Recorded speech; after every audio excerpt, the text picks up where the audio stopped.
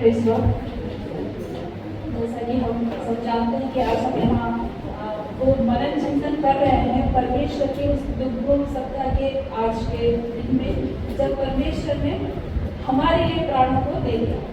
और ये हम वो भाग्यशाली जनता है जो उस समय की जनता से ज़्यादा भाग्यशाली है। ठीक है, वो कैसे कि वो जो लोग थे जो हमने एक हफ्ते पहले जो भीड़ को देखा था, परमेश्वर प्रभु यीशु के आगमन को उस यरूशलेम में उनके विजय द्वार से आने के लिए जो कितना उत्साह से उनको स्वागत करते हैं, आज वही भीड़ ने उनको क्रूस दिया, है ना। तो वो लोग जानते ही नहीं थे क्योंकि वो किसको क्रूस दे रहे हैं। हम ये जो 7वीं वाणी है, परमेश्वर का धन्यवाद देती हूँ, सौभाग्य है कि मुझे 7वीं वाणी का अवसर मिला, जो मैं अपनी समझ से बिल्कुल हो सकता है कुछ गलत या कुछ कम हो तो क्षमा करें। जो उस समय की जनता थी, उन्होंने राजा समझ के प्रभु यीशु का स्वागत उस नगरी में किया था, है ना। वो सोच रहे थे कि राजा है, हमें रोमन साम्राज्य से बचा लेंगे, इसलिए उन्होंने उनकी जय जयकार करी। और वही जनता हफ्ते भर में उनको क्रूस पर डाल दी। और जो जितनी भी वाणियाँ बोली गई है उन सब का अर्थ हम बाद में समझकर हमने उन वचनों को ग्रहण करके उद्धार को पाया, और आज हम सच्चे अर्थों में उन वचनों को जानकर अपना जीवन जी रहे हैं। वो लोग नहीं समझ पाए थे, है ना। तो ये जो वाणी है 7th वाणी, लूका रचित सुसमाचार उसके 23वें अध्याय के 40 में, और यीशु ने बड़े शब्द में पुकार कर कहा, हे पिता, मैं अपनी आत्मा तेरे हाथों में सौंपता हूँ, और यह कहकर प्राण छोड़ दिए।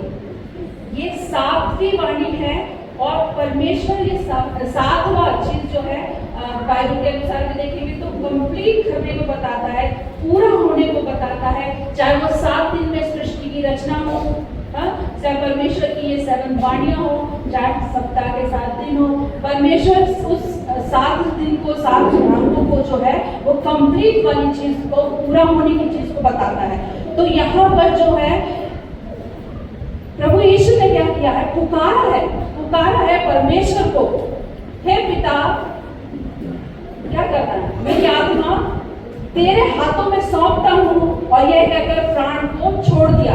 उसने अपनी आत्मा को परमेश्वर के हाथ में रखा है, सौंपा है, क्योंकि वो कहीं जा रहा है और उसे मालूम था कि वो तीसरे दिन आकर अपनी आत्मा वापस ले लेगा। हालेलुया।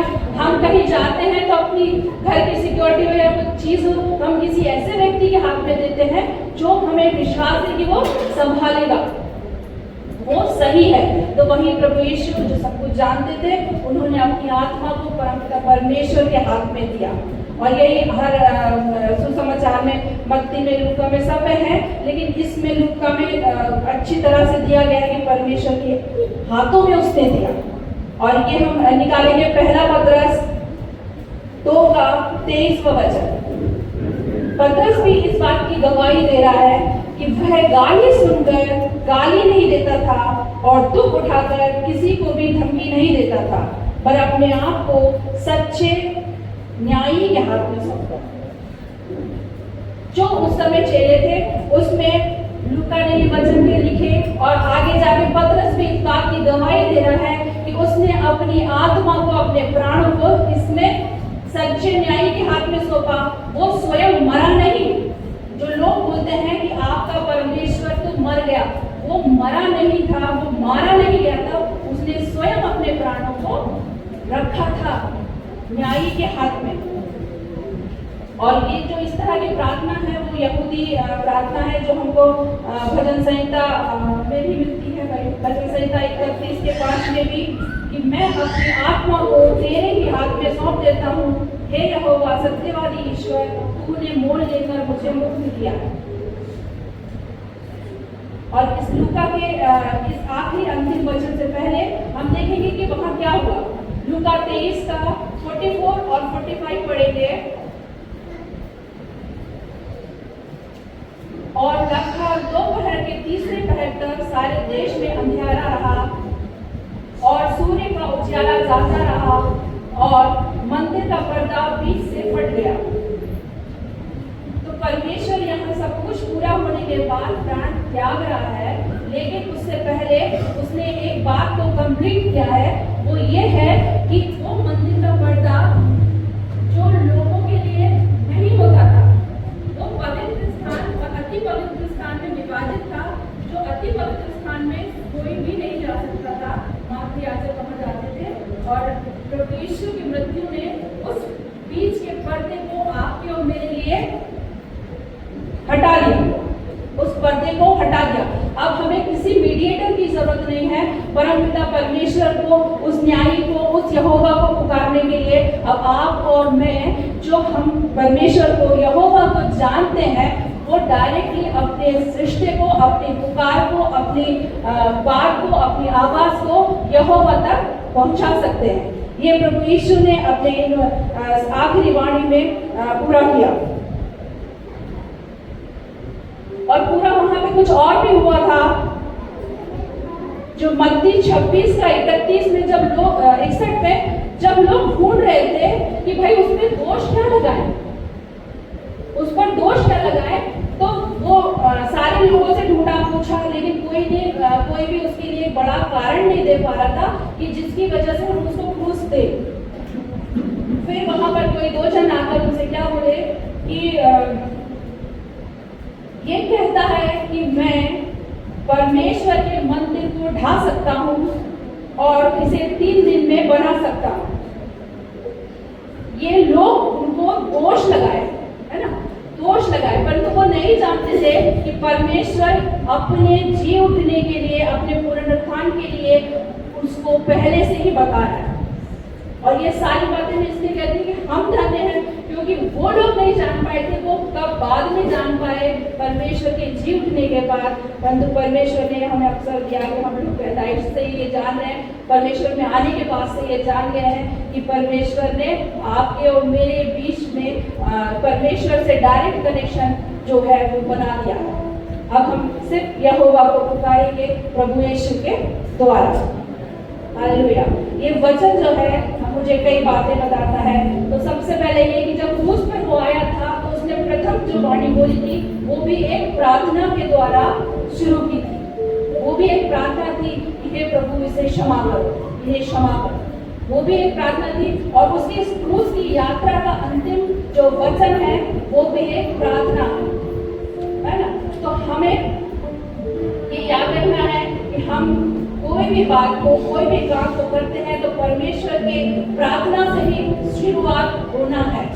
कोई भी काम का अर्थ हम मसीह के जीवन में प्रार्थना से ही होना है।